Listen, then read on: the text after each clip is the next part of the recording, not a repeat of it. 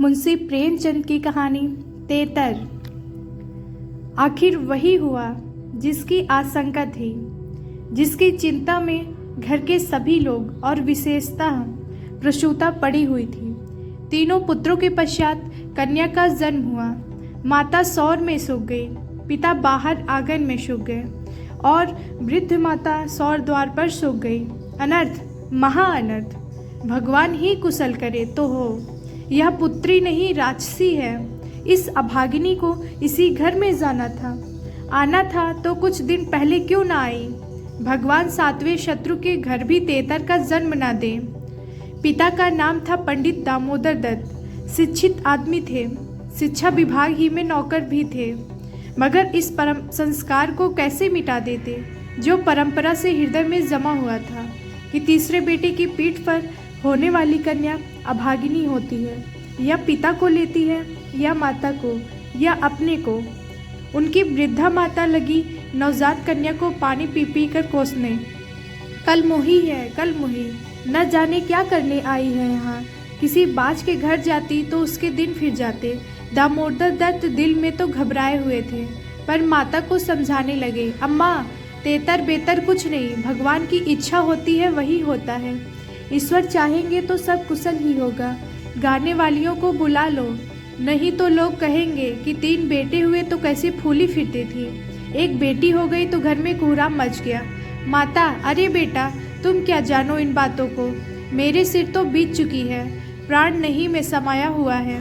तेतर ही के जन्म से तुम्हारे दादा का देहांत हुआ, तभी से तेतर का नाम सुनते ही मेरा कलेजा कांप उठता है। दामोदर, इस कष्ट के निवारण का भी कोई उपाय होगा।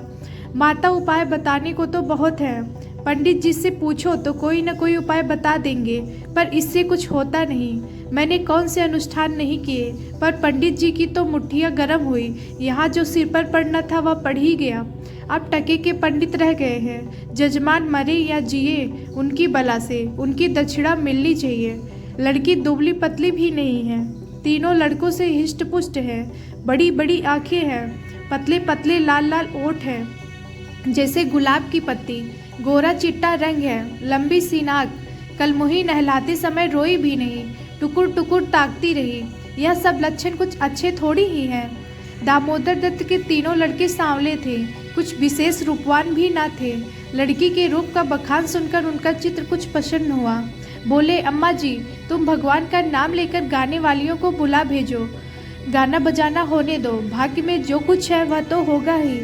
माता जी तो हुलसता नहीं, करूँ क्या दामोदर, गाना ना होने से कष्ट का निवारण तो होगा नहीं कि हो जाएगा। अगर इतने सस्ते जान छूटे तो ना कराओ गान। माता, बुलाए लेती हूँ बेटा, जो कुछ होना था वह तो हो गया। इतने में दाई ने सौर में से पुकार कर कहा, बहू जी कहती है गाना वाना कराने का काम नहीं है। माता, भला उनसे कहो चुप बैठी रहे, बाहर निकलकर मनमानी करेंगी। 12 ही दिन है, बहुत दिन नहीं है, बहुत इतराती फिरती हैं। यह न करूँगी वह न करूँगी, देवी क्या है। मर्दों की बात सुनकर वही रट लगाने लगी थी, तो अब चुपके से बैठती क्यों नहीं। मैं तो तेतर को अशुभ नहीं मानती और सब बातों में मेमों की बराबरी करती है, तो इस बात में भी करें। यह कहकर माता जी ने नाइन को भेजा कि जाकर गाने वालियों को बुला ला, पड़ोस में भी कहती जाना। सवेरा होते ही बड़ा लड़का सोकर उठा और आंखें मलता हुआ जाकर दादी से पूछने लगा, बड़ी अम्मा कल अम्मा को क्या हुआ। माता, लड़की तो हुई है। बालक खुशी से उछलकर बोला, ओ हो, पैजनियाँ पहनकर छुन छुन चलेगी, जरा मुझे दिखा दो दादी जी। माता, अरे क्या सौर में जाएगा, पागल हो गया है क्या। लड़की की उत्सुकता ना मानी, सौर के द्वार पर जाकर खड़ा हो गया और बोला, अम्मा जरा बच्ची को मुझे दिखा दो। दाई ने कहा, बच्ची अभी सोती है, बालक जरा दिखा दो गोद में लेकर। दाई ने कन्या को उसे दिखा दी तो वहाँ से दौड़ता हुआ अपने छोटे भाइयों के पास पहुँचा और उन्हें जगह जगह कर खुशखबरी सुनाई। एक बोला, नन्ही सी होगी। बड़ा, बिल्कुल नन्ही सी, जैसी बड़ी गुड़िया, ऐसी गोरी है कि क्या किसी साहब की लड़की होगी। यह लड़की मैं लूँगा। सबसे छोटा बोला, हमको भी दिखा दो। तीनों मिलकर लड़की को देखने आए और वहाँ से बगले बजाते उछलते कूदते बाहर आए। बड़ा, देखा कैसी है मजला, कैसे आंखें बंद किए पड़ी थी। छोटा, हमें हमें तो देना। बड़ा, खूब द्वार पर बारात आएगी, हाथी घोड़े बाजी आतिशबाजी। मजला और छोटा ऐसे मग्न हो रहे थे मानो वह मनोहर दृश्य आंखों के सामने है। उनके सरल नेत्र मनोल्लास से चमक रहे थे। मजला बोला, फुलवारियाँ भी होगी। छोटा, हम भी फूल लेंगे। छठी भी हुई, बरही भी हुई, गाना बजाना, खिलाना पिलाना, देना दिलाना सब कुछ हुआ, पर रस्म पूरी करने के लिए दिल से नहीं, खुशी से नहीं। लड़की दिन दिन दुर्बल और अस्वस्थ होती जाती थी। माँ उसे दोनों वक्त अफीम खिला देती और बालिका दिन और रात को नशे में बेहोश पड़ी रहती। जरा भी नशा उतरता तो भूख से विकल होकर रोने लगती। माँ कुछ ऊपरी दूध पिलाकर अफीम खिला देती। आश्चर्य की बात तो यह थी कि अब की उसकी छाती में दूध नहीं उतरा। यो भी उसे दूध देह से उतरता था, पर लड़कों की बेर उसे नाना प्रकार की दूधवर्धक औषधियाँ खिलाई जाती। बार बार शिशु को छाती से लगाया जाता, यहाँ तक कि दूध उतर ही आता था। पर अब की यह आयोजनाएं न की गई। फूल सी बच्ची कुम्हलाती जाती थी। माँ तो कभी उसकी ओर ताकती भी ना थी। हाँ, नाइन कभी चुटकियाँ बजाकर चुमकारती तो शिशु के मुख पर ऐसी दयनीय, ऐसी करुण वेदना अंकित दिखाई देती कि वह आंखें पोंछती हुई चली जाती थी। बहू से कुछ कहने सुनने का साहस न पड़ता। बड़ा लड़का सिद्धू बार बार कहता, अम्मा बच्ची को दो तो बाहर से खिला लाऊं, पर माँ उसे झिड़क देती थी। 3-4 महीने हो गए। दामोदर दत्त रात को पानी पीने उठे तो देखा कि बालिका जाग रही है। सामने ताक पर मीठे तेल का दीपक जल रहा था। लड़की टकटकी बांधे उसी दीपक की ओर देखती थी और अपना अंगूठा चूसने में मग्न थी। चुप चुप की आवाज़ आ रही थी। उसका मुख मुरझाया हुआ था, पर वह न रोती थी, न हाथ पैर फेंकती थी। बस अंगूठा पीने में ऐसी मग्न थी मानो उसमें सुधा रस भरा हुआ है। वह माता के स्तनों की ओर मुँह भी नहीं फेरती थी, मानो उनका उन पर कोई अधिकार ही नहीं। उसके लिए वहाँ कोई आशा नहीं। बाबू साहब को उस पर दया आई। इस बेचारी का मेरे घर जन्म लेने में क्या दोष है? मुझ पर या इसकी माता पर कुछ भी पड़े, इसमें उसका क्या अपराध है? हम कितनी निर्दयता कर रहे हैं कि कुछ कल्पित अनिष्ट के कारण इसका इतना तिरस्कार कर रहे हैं। मानो कि कुछ अमंगल हो भी जाए तो क्या उसके भय से इसके प्राण ले लिए जाएंगे? अगर अपराधी है तो मेरा प्रारब्ध है। इस नन्हे से बच्चे के प्रति हमारी कठोरता क्या ईश्वर को अच्छी लगती होगी? उन्होंने उसे गोद में उठा लिया और उसका मुख चूमने लगे। लड़की को कदाचित पहली बार सच्चे स्नेह का ज्ञान हुआ। वह हाथ पैर उछालकर गूं गूं करने लगी और दीपक की ओर हाथ फैलाने लगी। उसे जीवन ज्योति सी मिल गई। प्रातःकाल दामोदर दत्त ने लड़की को गोद में उठा लिया और बाहर लाए। स्त्री ने बार बार कहा, उसे पड़ी रहने दो, ऐसी कौन सी बड़ी सुंदर है। अभागिन रात दिन तो प्राण खाती रहती है, मर भी नहीं जाती कि जान छूट जाए। किंतु दामोदर दत्त ने ना माना। उसे बाहर लाए और अपने बच्चों के साथ बैठकर खिलाने लगे। उनके मकान के सामने थोड़ी सी जमीन पड़ी हुई थी। पड़ोस के किसी आदमी की एक बकरी उसमें आकर चरा करती थी। इस समय भी वह चर रही थी। बाबू साहब ने बड़े लड़के से कहा, सिद्धू जरा उस बकरी को पकड़ो तो इसे दूध पिलाए, शायद भूखी है बेचारी। देखो तुम्हारी नन्ही सी बहन है ना, इसे रोज हवा में खिलाया करो। सिद्धि को दिल लगी हाथ लाई। उसका छोटा भाई भी दौड़ा। दोनों ने घेर कर बकरी को पकड़ा और उसका कान पकड़े हुए सामने लाए। पिता ने शिशु का मुंह बकरी के थन में लगा दिया। लड़की चुबलाने लगी और एक क्षण में दूध की धार उसके मुंह में जाने लगी, मानो टिमटिमाते दीपक में तेल पड़ जाए। लड़की का मुंह खिल उठा। आज शायद पहली बार उसकी क्षुधा तृप्त हो गई थी। वह पिता की गोद में हुमक हुमक कर खेलने लगी। लड़कों ने भी उसे खूब नचाया कुदाया। उस दिन से सिद्धू को मनोरंजन का एक नया विषय मिल गया। बालकों को बच्चों से बहुत प्रेम होता है। अगर किसी घोंसले में चिड़िया का बच्चा देख पाएं तो बार बार वहां जाएंगे, देखेंगे कि माता बच्चे को कैसे दाना चुगाती है, बच्चा कैसे चोंच खोलता है, कैसे दाना लेते समय परों को फड़फड़ाकर चेचे करता है। आपस में बड़ी गंभीर भाव से उसकी चर्चा करेंगे। अपने अन्य साथियों को ले जाकर उसे दिखाएंगे। सिद्धू ताक में लगा देता, कभी दिन में 2-3 बार पिलाता। बकरी को भूसी चोकर खिलाकर ऐसा परचा लिया कि वह स्वयं चोकर के लोभ से चली आती और दूध देकर चली जाती। इस भांति कोई 1 महीना गुजर गया। लड़की हिष्ट-पुष्ट हो गई, मुख पुष्प के समान विकसित हो गया, आंखें जग उठी। शिशुकाल की सरल आभा मन को हरने लगी। माता उसको देख देख कर चकित होती थी। किसी से कुछ कह तो नहीं सकती, पर दिल में आशंका होती थी कि अब वह मरने की नहीं, हम ही लोगों के सिर जाएगी। कदाचित ईश्वर इसकी रक्षा कर रहे हैं, तभी तो दिन दिन निखरती आती है। नहीं, अब तक ईश्वर के घर पहुंच गई होती। मगर दादी माता से कहीं ज़्यादा चिंतित थी। उसे भ्रम होने लगा कि वह बच्चे को खूब दूध पिला रही है, सांप को पाल रही है, शिशु की ओर आंख उठाकर भी ना देखती। यहाँ तक कि एक दिन कह बैठी, लड़की का बड़ा छोह करती हो। हाँ भाई, माँ हो कि नहीं, तुम न छोह करोगी तो करेगा कौन? अम्मा जी, ईश्वर जानते हैं जो मैं इसे दूध पिलाती हूँ। अरे तो मैं मना थोड़ी ही करती हूँ, मुझे क्या गरज पड़ी है मुफ्त में अपने ऊपर पाप लूँ।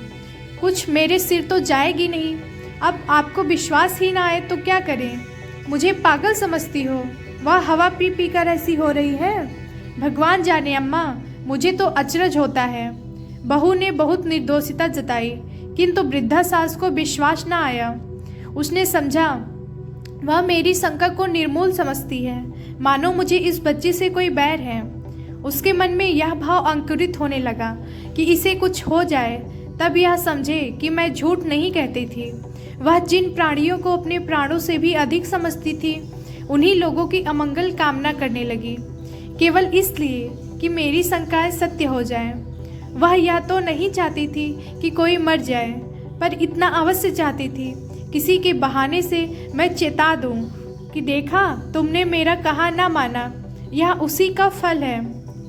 उधर सास की ओर से जो यह द्वेष भाव प्रकट होता था, बहू का कन्या के प्रति स्नेह बढ़ता था। ईश्वर से मनाती रहती थी कि किसी भांति 1 साल कुशल से कट जाता तो इनसे पूछती। कुछ लड़की का भोला भाला चेहरा, कुछ अपने पति का प्रेम वात्सल देखकर भी उसे प्रोत्साहन मिलता था। विचित्र दशा हो रही थी, न दिल खोलकर प्यार ही कर सकती थी, न संपूर्ण रीति से निर्दय होते ही बनता था, न हंसते बनता था, न रोते। इस भांति 2 महीने और गुजर गए और कोई अनिष्ट न हुआ। तब तो वृद्धा सासों के पेट में चूहे दौड़ने लगे। बहू को 2-4 दिन ज्वर भी नहीं जाता कि मेरी शंका की मर्यादा रह जाए। पुत्र भी किसी दिन पैर गाड़ी पर से नहीं गिर पड़ता। न बहू के मैके ही से किसी के स्वर्गवास की सुनावनी आती है। एक दिन दामोदर दत्त ने खुले तौर पर कह भी दिया कि अम्मा, यह सब ढकोसला है। तेतर लड़कियां क्या दुनिया में होती ही नहीं, तो सबके सब माँ बाप मर ही जाते हैं। अंत में उसने अपनी शंकाओं को यथार्थ सिद्ध करने की एक तरकीब सोच निकाली। एक दिन दामोदर दत्त स्कूल से आए तो देखा कि अम्मा जी खाट पर अचेत पड़ी हुई हैं। स्त्री अंगीठी में आग रखे उनकी छाती सेक रही है और कोठरी के द्वार और खिड़कियां बंद हैं। घबरा कर कहा, अम्मा जी क्या दशा है? स्त्री, दोपहर ही से कलेजे में एक सूल उठ रहा है, बेचारी बहुत तड़प रही हैं। दामोदर, मैं जाकर डॉक्टर साहब को बुला लाऊं ना?